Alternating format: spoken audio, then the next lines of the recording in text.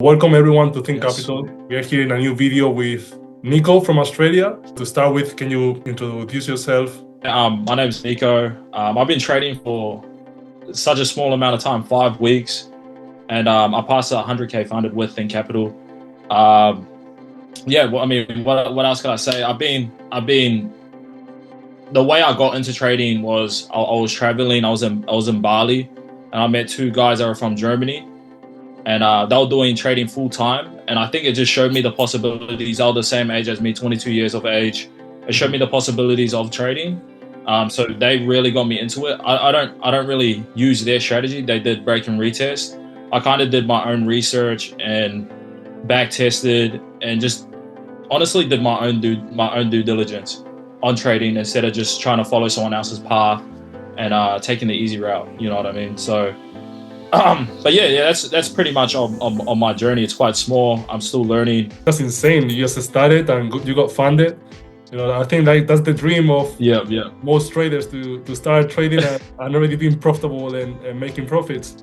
And you said that you don't follow the 100%. strategy and their concepts, right? So what is that you use right now? I think one thing I want to highlight is about trading is there's so much information, man. There is so much information there. You can kind of get caught up in, should I do trend lines? Should I do break and retest? Supply and demand. Which I did my research on everything. And I think I really found my calling with, SMC, bro. SMC, but just more simplified, not too in-depth, but just more simplified, just a liquidity grab, market shift change, and then just a reaction of order blocks is how I found my strategy and what works for me. It works with my personality. Of course, like some people like to hold trades for a long time. I typically don't. I like to be in there for maybe 1 hour, 2 hours, and then call it a night so I can sleep good at night. Yeah. I do exactly the same. I'm a day trader, and 100%. And is this the biggest challenge that you ever done? 100K, or have you ever done any bigger? So I took two different funded. So even right now, I'm still currently doing the 200K. And that's with FXity, I think. And then I did 100K with ThinkCapital. Yeah, those are the two challenges I've done. I've also done a 10K challenge, which I passed on FTMO. And how do you find out about ThinkCapital? How do you like it so far? Oh man, I love ThinkCapital. I found it through YouTube. I love the support. I love the community that it has. Even though it's such a new prop firm, I found a lot of good people in that Discord group, and a lot of help as well. They got to me straight away. If I had any issues with getting a certificate, they messaged me, letting me know help is coming. So it's been good so far, 100%. Yeah, I remember when you got funded, I was seeing you on Discord and being active and talking to everyone. Yeah, 100%. So, it's great to have you here. I low key was waiting for you to get the invitation and do the interview. I really wanted to. And my next question is regarding ThinkCapital. So what platform do you use? Because for us, something that we do and many other firms they don't. We also provide with ThinkTrader you can trade with TradingView. Okay. So this is what I was meant to say. I accidentally forgot, but yeah, this is what attracted me to ThinkCapital was integrated into TradingView. It is so convenient. It is so it's just easy. It's user friendly. It's a lot easier than using MetaTrader. At least for me, I don't typically like using MetaTrader. I love being able to just do my trades through TradingView because obviously the spreads and stuff like that. There's spreads on TradingView also, but it's a lot easier to just go through the same platform that I'm reading the charts off. But that's definitely what attracted me to ThinkCapital was through Think Markets. Yeah, for sure. That's great. Like when I came here as well, and I heard we are providing TradingView, I was like, nah, like this is gonna blow up. It's game changer. It has to. But that's amazing that you liking it and you are with us. And also regarding the concepts that you use, how do you manage your risk, especially as a new trader? obviously risk management is something that's very important as a trader, as a business, as everything. So how do you manage risk, and is it different from when you do a challenge to when you are managing a funded account? Okay, so for me, I feel like as far as the challenge, I'm a little bit taking bigger risk, I guess, which could be detrimental, but for me it did pay off. I did take a bigger risk, but I was very secure in the trade I took. And it was a I think it was a 1-2. Oh no, sorry, it was a 3-2-10, and that's what I ended up passing the challenge for. So it was one trade that I passed the challenge through. It was a big risk, but it did end up paying off. Typically, when I did get funded, I was doing around 1 to 3 risk to rewards. So I was doing a little bit bigger stop losses, and just not over leveraging. But yeah, that's as far as risk management for me. Perfect. So would you say that risk management never been an issue for you when trading? I think, man, honestly, it hasn't been an issue thus far. Besides, I haven't really had any issues. Really, I really haven't had any issues. Obviously, since I was able to pass the challenge, I guess when I go into a 2-phase challenge, that's when I will start managing risk a lot better and just trying to be consistent. Yeah. I wasn't honestly, I'm not trying to rush the challenge. But it's just, I can see a clear setup and it's enough confirmation for me to enter. Yeah. I will take the risk that I think the potential of the trade. You know what I mean? I'm not just jumping onto the charts, looking at it and thinking, oh, okay, this is going to hit. Let me just put my whole account on the line, and then go this way. This is not what I do. Yeah. Well, just some context for those of you guys who are watching this interview. I believe you have a funded account, but it's a one-phase account, right? Yeah. Yeah, that's correct. Yeah. And what's the size of the account? 100K. 100K. Okay, so 100K, one-step account. All right, perfect. Yeah. So it's a bit different when you use two-step account to a one-phase account, and also, huge difference. Yeah, especially when you get to the funded stage with the one-step account. I believe if you get to 6% or more, then your maximum drawdown goes back to stays at basically break even, so 100K. So you gotta be careful when you withdraw money, because then you have no breathing room. You have no breathing room. Exactly. And I've seen so many cases like that, and it's important to take that into consideration when trading one-step account. Absolutely. So that's my plan, right? Is to then get, now that I got the payout, is to then move to phase 2. And because I think, obviously, because it's static, it stays at the initial range, right? Yeah. Which will stay at 93. Yeah, okay. That will not change. Yeah, 100%. So that is definitely long term. That's the goal I want to hit, is one of those phase 2 accounts for sure.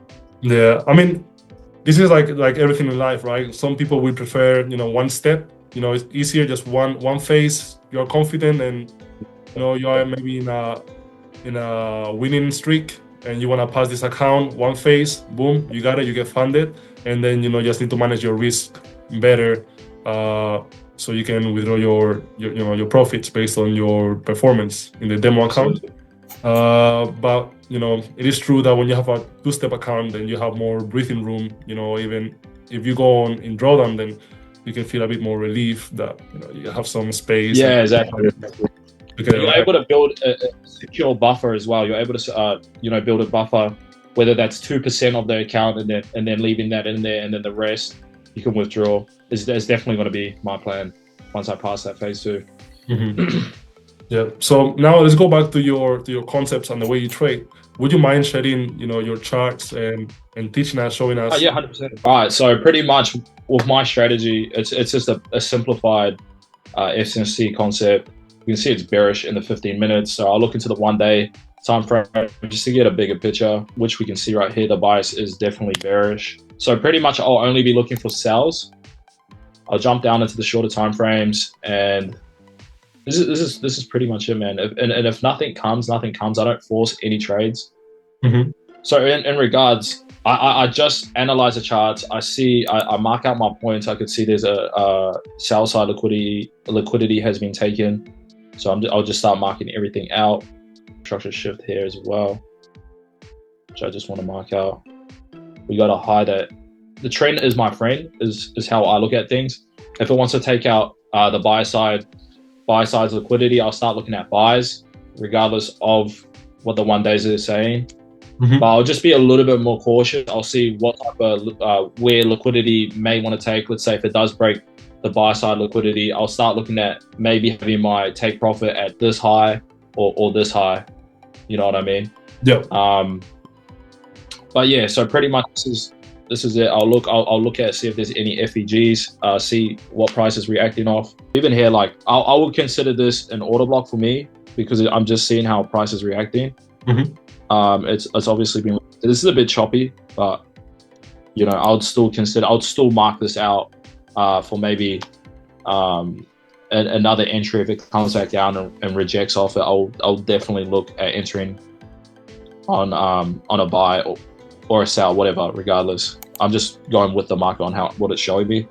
Mm-hmm. That's pretty much my strategy. It's just market structure shift, sell side liquidity. Where's the buy side liquidity? What's the bias? Obviously, in this scenario, I'll be looking for sells. Right now, obviously, I can't see any setups for sells. But yeah, that's pretty much what I do. If I don't see any trades, I don't force it. I don't. If I do place a trade, I'm only placing a trade on one currency. Mm-hmm. So let's say I'm analyzing the charts and I see 3 trades, and I'm like, oh, okay, this is looking good. This is looking good. This is looking good. I'm not entering in all of them. Once I can see one's doing better than the other, or whatever gets to my confirmation first, this is the one I'll enter first, and that'll be the only one for the day. Very simple. It's a very simple strategy. Yeah, but that's the key. That's the key to being profitable as well. You know, just make everything as simple as you can. You know, simplify your strategy. And yeah, I like how you go on the daily to check your bias. If he's bullish or bearish. Even FEGs, like I'll go on the 1 days. I just don't want to be in here because it's very laggy because it's trying to. Yeah.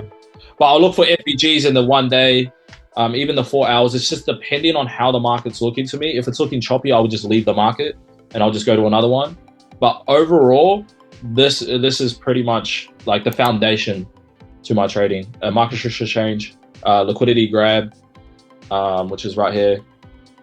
And then all I would need is a reaction off an order block. So if it comes underneath this order block and then taps, and I can see a rejection coming off it, going back down to the downside, I would enter right here. And it helps me get sniper entries as well, which is quite good. But it's a matter of just trusting my my strategy. Is Euro USD the only pair that you trade, or you have a bunch of instruments? Nah, so that was just, I don't typically trade Euro USD. Honestly, it doesn't matter to me. I just look at any currency, not any. I look at USD CAD, AUD USD, USD JPY, GPB JPY. I look at these currencies, stable currencies, and whatever one hits my confirmations first. There's no specific. I was on Euro USD for a little bit, but I just ended up leaving it. But yeah. Yeah, I love how you are basically a new trader, but the way you explain your strategy, and you are showing me that you understand. You are able to make me understand your strategy, which is different to mine, and yeah, I love it. And yeah, it makes sense why you are profitable and passing the accounts, so quickly right now. Yeah, it's great. Okay, nice and simple. We don't want to. Hey man, if you would have checked my strategy 2 weeks ago, it was trend lines everywhere. There was lines everywhere. It was looking wild, man. It was looking like a freak show. Now it's just nice and simple. I can read the charts. I actually did, when I first started, I used to use a lot of indicators, and that really helped me find out what FEGs were, order blocks, and just things of these nature. You know what I mean? So just clean charts, no indicators, no nothing. No indicators. I'm just, man, I could jump on the market now and just see how it's moving. I'm like, okay, broker structure here, liquidity grab here. Okay, I'll be looking at a buy here. I'll be looking at a sell here. But of course, we always go with the buyers. So let's say in the 1 days it's showing as bearish, I'm not going to look for any buys. Like even though I did say I go with the market, in the lower time frames, you could get a lot of fake outs. Yeah. You have to stay disciplined. Do you have any routine or anything that you do to stay disciplined within the charts or even outside of the charts? Yeah, absolutely. I think not having trading as my number one hobby, because I love trading. I love trading, honestly. I don't see it as a hassle for me to jump on the charts and analyze it. I genuinely enjoy it. I go to the gym at least 5 times a week. I train martial arts, which that's twice a week. And I also do running, which keeps me just sharp, mentally sharp. Once I place a trade, I'm able to go do other things and not just keep looking at my phone, move my stop loss, just getting, your emotions are everywhere. I'm able to go do something else. And, you're telling me that you do basketball, so I'm guessing you know what I mean when it comes to something like that. It's you need another hobby outside of trading. Yeah, for sure. Yeah, I get that. And for everyone watching this, I think this is a great advice. Having something to keep you busy, because we tend to look at the charts. Like you said before to me, when we had the call before. You might be done with trading and then you keep checking the charts and I might see another opportunity, and you take it when you shouldn't, and things happen. Exactly. You start forcing trades. It could be detrimental to your funded account or your live account or just your trading in general. That's why we got to do things outside that keep us mentally healthy. So when we do come to the charts, we're sharp.